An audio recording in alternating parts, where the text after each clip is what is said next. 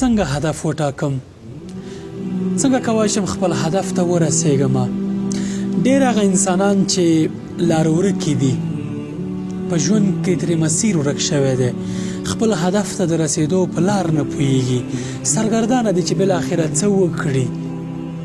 همدغه پوښتنې تکراروي چې څنګه کولی شم خپل هدف ته ورسېږم، څنګه هدف ټاکلی شم. پوهېږئ وایي چې کله هدف ټاکئ په ستورو کې وټاکئ، ځکه که تاسې دغه هدف ته ونه رسېږئ پوهېږئ چېرته غورځېږئ؟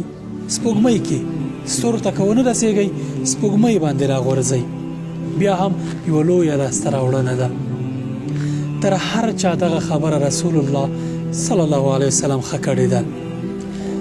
کله چې جنت غواړئ عادي جنت مه غواړئ، بلکې فردوس الاعلی وغواړئ، تر ټولو لوړه مرتبه جنت وغواړئ. ځکه که لوړه مرتبه درته ونه رسېږي هغه ټیټې مرتبې دپاره به تا کوشش کړی، هغه به درته رسېږي. هدف بې له عملي تګلارې یوازې یو خیال دی، ارمان دی.